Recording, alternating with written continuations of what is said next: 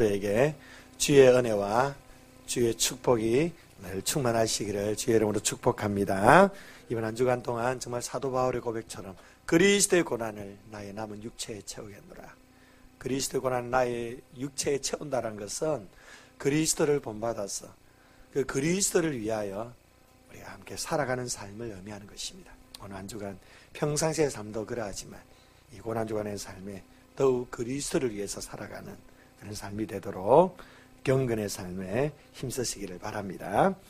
이제 오늘부터 가상칠언, 우리가 참 고난 주간마다 많이 묵상하는 그런 말씀이죠. 가상칠언에 대해서 한 주간 함께 말씀을 나누게 될 텐데요.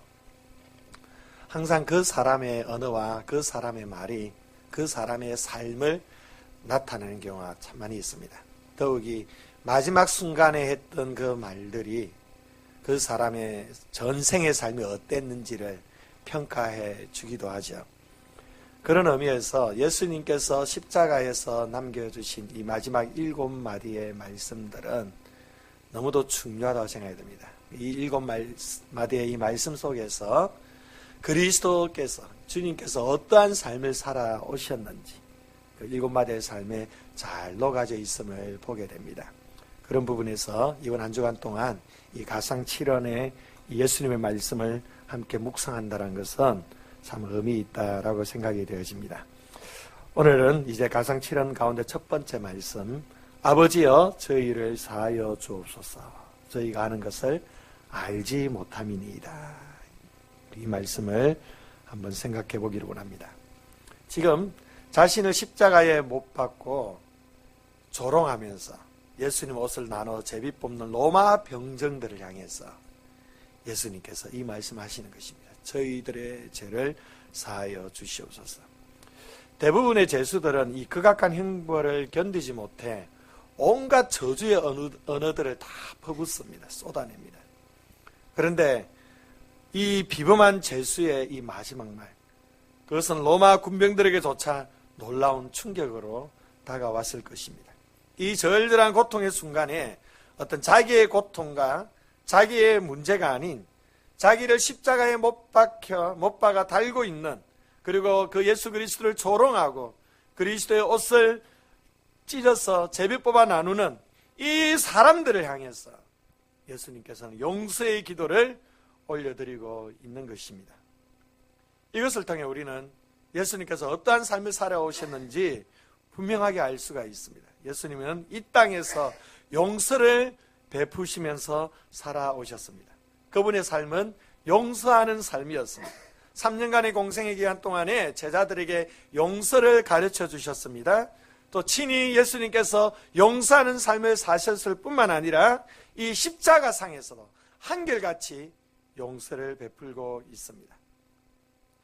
이렇게 우리에게 용서를 가르치시고 용서를 베푸신 예수님께서 우리 또한 용서를 베푸는 삶을 살아가기를 요구하시고 계시는 것입니다. 여러분, 용서가 쉽습니까? 어렵죠. 용서는 참 어려운 일인 것 같아요. 너무도 힘든 일인 것 같아요. 누군가를 용서한다는 것, 우리가 용서해야 된다는 것은 잘 알고 있는데 실제 삶 가운데서 이 용서를 베푸는 것이 여간 어려운 일이 아니죠. 그럼에도 불구하고 우리는 용서를 베푸는 삶을 살아야만 하는 것입니다. 왜냐하면 이것이 바로 예수님께서 우리에게 가르쳐 주신 길이고 이것이 바로 예수님께서 우리에게 요구하시는 삶이기 때문입니다. 그렇다면 우리가 이 세상 가운데서 어떻게 용서하는 삶을 살아갈 수가 있을까요? 우리는 그 대답을 이 십자가에 달리신 바로 그 주님의 말씀 속에서 찾아볼 수가 있습니다. 첫 번째로 우리가 용서하기 위해서는 먼저 용서해야 할 상대방을 위해 먼저 기도해야만 합니다. 고통의 그 절정의 순간 예수님이 지금 누구를 부르고 계십니까? 아버지여, 아버지를 부르고 계십니다. 왜 아버지를 부르고 계십니까? 기도하시기 위해서입니다. 지금 십자가상에서 기도하시는 것입니다. 예수님의 공생애는 기도와 함께 시작되었습니다. 그리고 그분의 생의 마지막 순간도 기도였습니다. 주님의 생애 전체는 바로 기도로 아버지 하나님과 교제했던 삶이었고, 예수님께서는 이 기도를 통하여 친히 용서의 삶을 베풀 수가 있었던 것입니다. 도저히 내가 용서할 수 없다고 생각하는 이웃이 있습니까? 성도가 있습니까? 여러분, 가족이 있습니까? 여러분들은 그 상대를 위해서 기도해 보신 적이 있었습니까? 주님께서 우리에게 말씀하셨습니다. 나는 너에게 이르노니 너의 원수를 사랑하며 너희를 핍박하는 자를 위하여 기도하라. 상상수훈에서 이렇게 말씀하셨습니다. 원수를 사랑하며 핍박하는 자를 위하여 기도하라고 말씀하셨는데, 지금 예수님께서 십자가에서 이 말씀을 친히 우리에게 보여주고 계시는 것입니다. 본문에서는 표면적으로 로마 병정을 향해서 하나님께 용서를 구하는 것 같지만, 이것은 로마 병정에게만 해당되는 것이 아닙니다. 자기를 팔았던 가룟 유다를 향해서도, 자기를 부인했던 베드로를 향해서도, 자신을 십자가에 내어주라고 마지막 판결을 했던 빌라도를 향해서도, 예수님을 십자가에 못 박으라고 외쳤던 수많은 군중들을 향해서도 예수님께서 아버지, 저들을 용서하여 주시옵소서, 이렇게 기도했던 것입니다. 주님의 이 기도 때문에 주님은 용서하실 수가 있었습니다. 사랑하는 성도 여러분, 우리도 마찬가지입니다. 우리의 간절한 기도는 용서를 가능하게 합니다. 우리가 누군가를 도무지 용서할 수 없다면 그 이유는 딱 하나밖에 없습니다. 그것은 그 상대를 위해서, 이 문제를 위해서 충분히 기도하지 않았기 때문입니다. 이 고난주간에 이 부분을 놓고 기도할 수 있기를 바랍니다. 내가 용서해 주지 못하는 사람, 내가 용납하고 받아들여주지 못하는 그 상대를 향하여, 그 대상을 향하여 간절하게 기도하십시오. 그를 위해 축복하십시오. 그를 주님 앞에 올려드리십시오. 우리가 이렇게 간절하게 기도할 때에 주의 성령께서 우리에게 용서할 수 있는 힘과 능력을 부어주시리라 믿습니다. 두 번째로, 우리가 용서하기 위해서는 인간의 무지를 이해해야 합니다. 아버지여, 저들을 사하여 주옵소서. 저들이 하는 것을 알지 못합니다. 저들이 하는 것을 알지 못합니다. 이게 예수님의 기도였습니다. 그들이 몰랐다라는 겁니다. 자신들이 하는 일이 무슨 일인지, 이것이 얼마나 심각한 죄인지를 몰랐기 때문에 이들이 예수님을 십자가에 못 박고 조롱하고 또 예수님 옷을 찢어서 제비 뽑아 나누는 이런 일들을 행했다는 것입니다. 물론 무지가 정당화될 수는 없어요. 예수님께서 그들의 무지 자체를 용납하는 것은 아닙니다. 그러나 예수님은 그들의 무지를 이해했습니다. 인간이기 때문에 그렇게 할 수밖에 없었다는 것을 예수님께서는 이해하셨습니다. 여러분, 우리가 진정으로 상대를 용서하기 위해서는 상대의 무지를 이해할 수 있어야 합니다.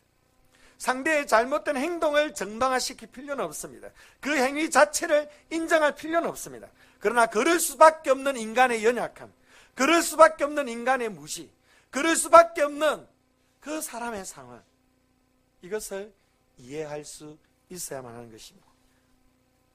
우리가 용서하지 못한 이유가 어디에 있습니까? 어떻게 그럴 수가 있느냐라는 거죠. 어떻게 나에게 그럴 수가 있느냐, 어떻게 저런 행동을 할 수 있느냐, 바로 이것 때문에 우리가 용서하기 힘든 것입니다. 그러나 여러분, 절대 아닙니다. 그럴 수도 있는 것입니다. 충분히 그럴 수 있다라는 겁니다. 왜 그렇습니까? 연약하기 때문입니다. 죄인이기 때문입니다. 우리는 이렇게 이해할 수 있어야 됩니다. 이해할 때 용서할 수가 있는 것입니다.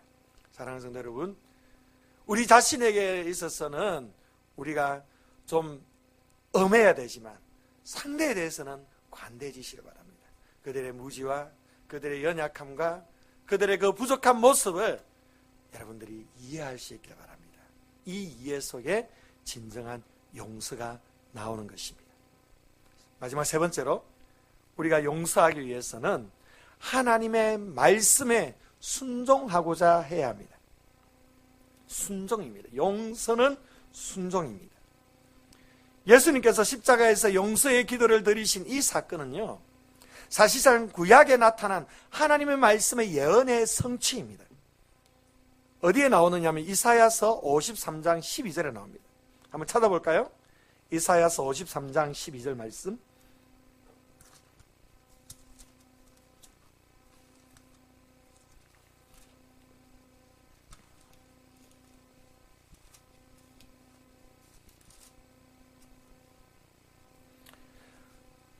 (53장 12절) 말씀 우리 한번 함께 읽어보겠습니다. 1034페이지 구약 함께 읽습니다. 다 시작.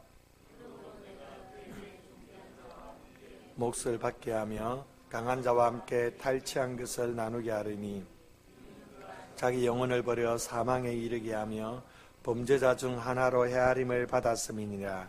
그러나 그가 많은 사람의 죄를 담당하며 범죄자를 위하여 기도하였느니라. 아멘.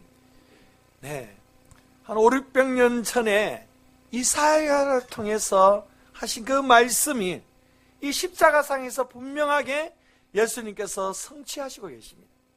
이 말씀 메시아에 대한 예언입니다. 메시아 되신 바로 그분이 범죄자 중 하나로 헤아림을 입은 것입니다. 많은 사람의 죄를 지면서 기도할 것임을 말씀하고 있습니다. 예수님이 이 땅에 오시기 수백 년 전에 선지자 이사야를 통해서 이미 예언된 이 일, 예수님께서 바로 이 말씀을 이루기 위해서, 그 하나님의 뜻을 이루기 위해서 지금 십자가에서 용서의 사명을 실천하시고 계신 것입니다. 그들을 위해서 기도하고 있는 것입니다. 여러분, 용서는요, 하나님의 뜻이고 하나님의 명령입니다. 여러분, 우리가 이웃을 용서하지 못하는 그 이유는 사실 우리의 감정이 그를 용납하지 못하는 데 있습니다. 어떻게 그를 용서할 수가 있느냐? 나에게 아픔을 주고 실망을 주고 좌절을 안긴 그 사람을 내가 어떻게 용납하고 어떻게 용서할 수가 있느냐? 우리 이렇게 생각하게 해야 싶습니다. 그러나 그것이 우리를 향한 하나님의 뜻이라면, 그것이 하나님의 명령이라면 어떻게 해야 되겠습니까?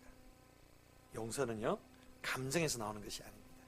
용서는 하나님의 말씀에 대한 의지적인 순종에서 나오는 것입니다. 여기서 아버지 저들의 죄를 사하여 주옵소서, 이 말씀은 원문에 보면 완결형이 아니에요. 진행형입니다. 한 번만 한 게 아니라는 거예요. 계속적으로 예수님께서 쏟아내고 계시는 말씀이 그 기도가 이 기도였다는 겁니다. 양손에 못을 박을 때도 아버지 저들을 사하여 주옵소서, 두 발에 못이 박힐 때도 아버지 저들을 사하여 주옵소서, 십자가에서 운명하시는 그 순간까지 예수님께서 끊임없이 저들의 죄를 사하여 주옵소서 기도하셨다는 것입니다. 예수님께서는 이 기도를 통해 하나님의 말씀에 순종하시고 계신 것입니다. 우리가 왜 용서해야 합니까? 다른 이유 없어요. 용서는 바로 하나님의 명령이기 때문입니다. 우리는 이 명령에 순종해야만 하는 것입니다. 용서는요, 상대를 위한 것이 아닙니다. 나를 위한 것입니다. 용서하지 못하고 우리 안에 미움이 계속 가득 차 있으면 그 미움은 우리의 삶을 파괴하게 될 것입니다. 용서는 나를 자유하게 합니다. 용서는 내 심령 가운데 하나님의 평강을 체험하게 합니다. 그래서 용서는요, 상대를 위한 것 같지만 바로 나를 위한 것입니다. 그래서 용서는 축복이 되는 것입니다. 사랑하는 성도 여러분, 이 고난주간을 맞이하여 여러분의 삶 가운데 예수님처럼 진정한 용서의 삶이 회복되시기를 바랍니다. 먼저 이 용서를 위해서 상대를 위한 간절한 그 기도가 이 아침에 우리 가운데 있기를 바랍니다. 이 고난주간에 용서받는 한 사람으로서 우리가 여전히 용서하지 못한 우리의 가족, 이웃, 성도, 동료들에게 이러한 용서의 삶을 실천하시는 저와 여러분 되시기를 주의 이름으로 축복합니다. 우리 함께 말씀 붙들고 기도하기를 원합니다. 함께 말씀 붙들고 기도할 때에 아버지 하나님, 예수님께서 십자가에서 용서를 베푸신 것처럼 나도 이 세상 가운데 용서를 베푸는 삶을 살게 해 주시옵소서. 용서하지 못한 우리 가족, 용서하지 못한 우리의 교우들, 용서하지 못한 직장 동료들, 용서하지 못한 많은 사람들에게 이제 용서를 베풀게 하여 주시되 먼저 기도할 수 있는 그런 귀한 은혜를 허락해 주시옵소서. 말씀 붙들고 이러한 기도 제목으로 기도하시고요. 또한 고난 중간 한 주간의 삶을 주님 앞에 의탁하는 기도를 드리시고 여러분 개인과 가정을 향한 기도 제목들을 가지고 함께 간절히 기도하시고 자유롭게 돌아갈 수 있기를 원합니다. 함께 기도하겠습니다.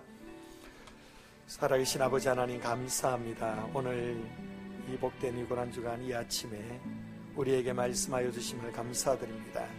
예수님께서 십자가상에서 로마 병정들을 향해 아버지 하나님 저들을 사하여 주옵소서. 저들이 하는 일을 알지 못하니이다. 용서를 아버지 하나님 구하였던 것처럼 아버지 하나님 우리의 삶 가운데 이 용서를 주님 실천할 수 있는 복된 우리의 삶이 되게 하여 주시옵소서.